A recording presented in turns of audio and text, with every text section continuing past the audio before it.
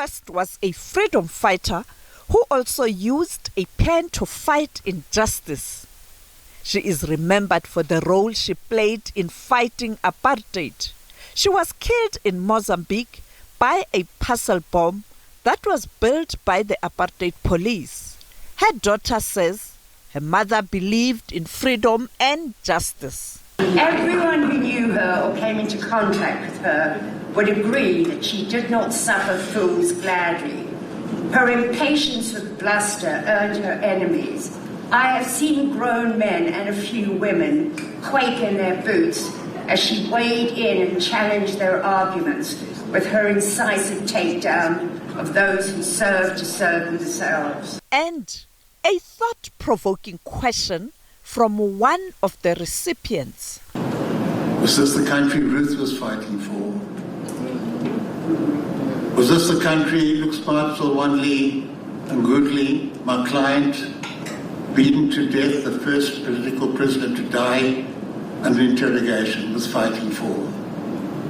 Joe Harvey, Ruth's colleague at the New Age newspaper in Johannesburg, assassinated in Zimbabwe.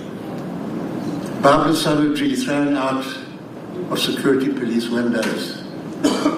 All people close to me. Elijah Loza, I've been in the underground with him, tortured to death. Is this the country they died for? That Ruth died for? And my answer is yes. It is the country they died for. It's not the society they died for. But we got a country. We have a constitution. We have, look at UNISA today. This is not UNISA of 20, 30 years ago. Look at the people in this hall. Look at the humor, the energy, the points of reference. There have been enormous transformations and change. And my response then is to say, we must use the country.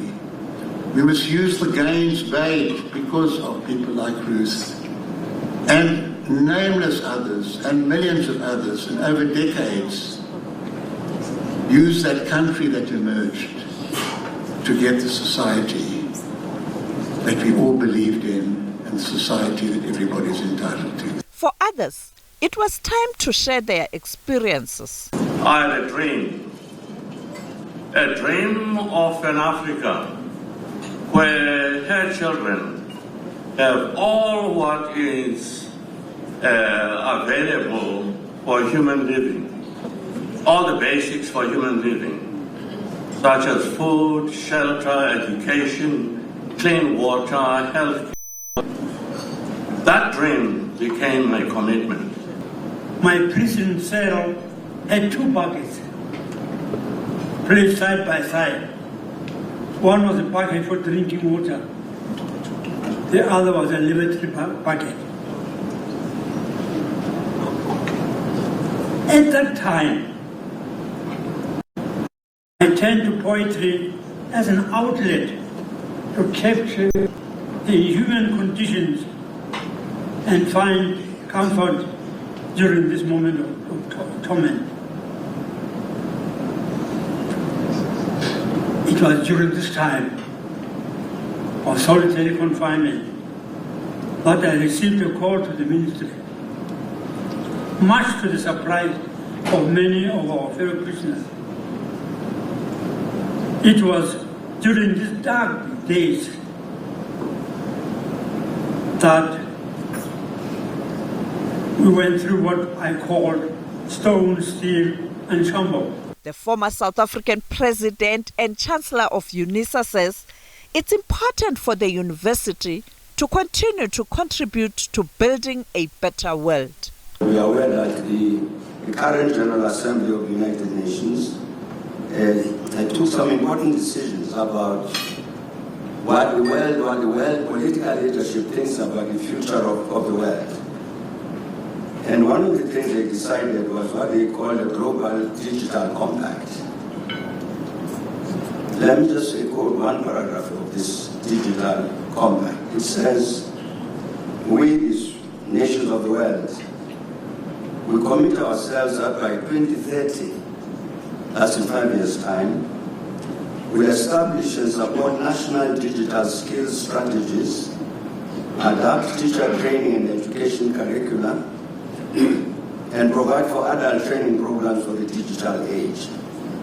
Our aim is maximum coverage of basic digital skills for as many as possible, while also advancing intermediate and advanced digital skills.